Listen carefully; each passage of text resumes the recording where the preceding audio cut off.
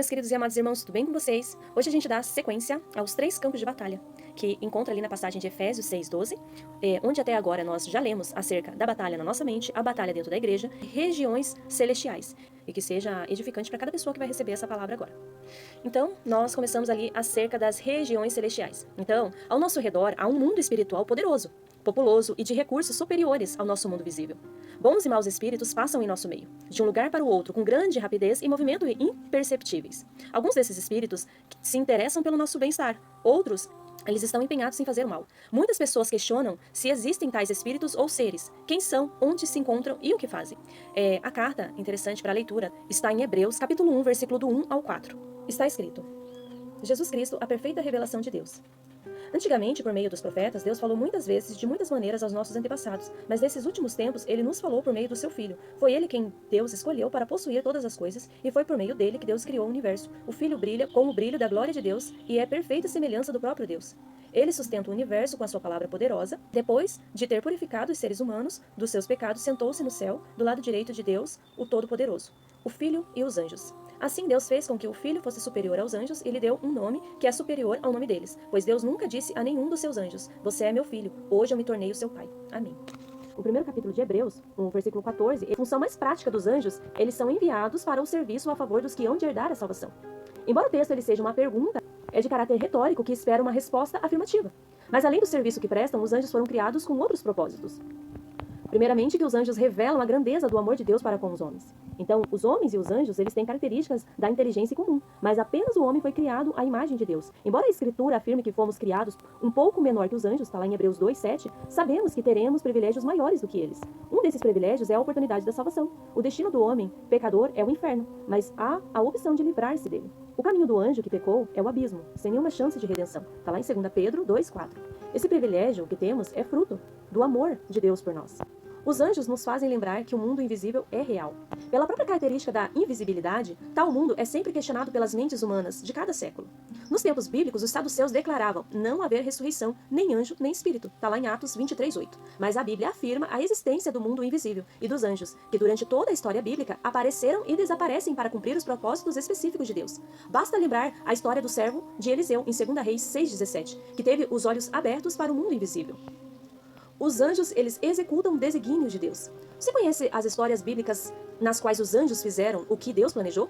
Vamos relembrar alguma delas aqui. Os anjos anunciaram mensagens importantes sobre o plano de Deus. Está lá em Lucas 1, do 11 ao 19, Atos 8, 26, 27, do 23 ao 24.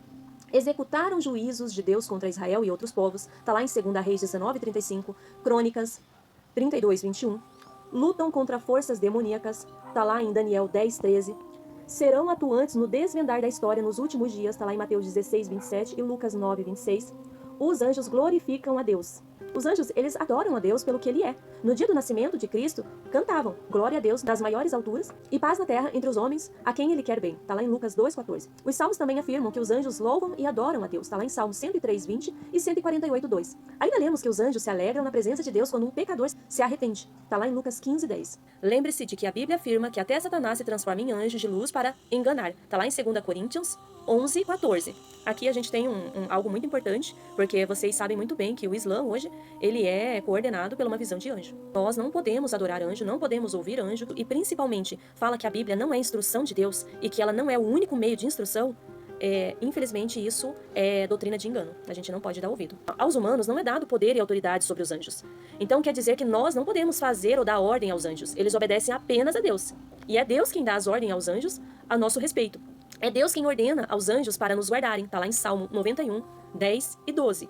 A palavra anjo, tanto no hebraico como no grego, significa mensageiro. Eles aparecem no princípio, lá em Gênesis 3, 24, e no fim, Apocalipse 22, 16 da Bíblia. São mencionados 275 vezes em 34 dos 66 livros, mais da metade. 186 no Novo Testamento e 76 vezes só no livro do Apocalipse. Deus os organizou como anjos bons e Satanás organizou os anjos maus. Vamos conhecer como são mencionados na Bíblia. Então tem o arcanjo, do grego archangelis, que significa principal dos anjos.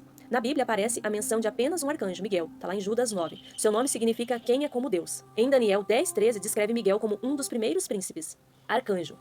As responsabilidades específicas é proteger, como aparece lá em Daniel 10, do 13 e 21, liderar o exército de Deus na luta final contra Satanás, está lá em Apocalipse 12, do 7 ao 12, Os querubins. Do hebraico, querube, que significa guardar, cobrir, os querubins eles são seres poderosos que simbolizam a presença de Deus sobre a Arca da Aliança no Antigo Testamento, que havia 2 imagens de ouro de querubins. Quais são as responsabilidades? Guardar a entrada do Jardim do Éden, está lá em Gênesis 3:24. Guardar e proteger o trono de Deus, está lá em Salmos 81. Satanás era um dos querubins antes da sua queda, está lá em Ezequiel 28:14. Os serafins. Do hebraico, saraf, que significa ardente, são mencionados apenas em Isaías 6:2-7. Suas funções consistem em servir diante do trono de Deus, onde continuamente adoram ao Senhor, e exercer uma obra purificadora, como no caso de Isaías. O anjo do Senhor. Todas as vezes que ele aparece, fala como se fosse Deus, identifica-se com Deus, exerce prerrogativas de Deus, está lá em Gênesis 16:7, 12, 22, do 11 ao 18. O anjo do Senhor realizava ações associadas com Deus, tais como revelação, livramento e destruição. Mas a sua maneira de comunicar com o homem era diferente do modo como Deus fala. Esse tipo especial de relacionamento levou muitos a concluir que o anjo do Senhor era Jesus. Aparições cessaram após a encarnação de Cristo. Então, os anjos e demônios são organizados. Mas muitos cristãos insistem em servir a Deus de forma independente, despreparada, desorganizada e indisciplinada. Como cristão, nós precisamos planejar e organizar nossos esforços e recursos para servir com excelência ao reino de Deus. Os anjos podem ser vistos pelos homens? Os anjos são reais, mas também são seres espirituais que não possuem corpo físico, tá lá em Lucas 24:39. Em geral, os anjos não podem ser vistos, a menos que Deus nos dê a capacidade especial de enxergá-los. Eu, por exemplo, tenho visão aberta para conseguir ver. E assim, continuando, como Balaão, que não pôde ver o anjo em seu caminho, até que Deus lhe abriu os olhos, está lá em Números 22:31, e Gease, que não pôde ver as hostes de anjos que cercavam Eliseu, até o próprio Eliseu orou para que os seus olhos fossem abertos, está lá em 2 Reis 6:17. Anjos podem aparecer para nós hoje? A resposta está sempre no princípio da necessidade.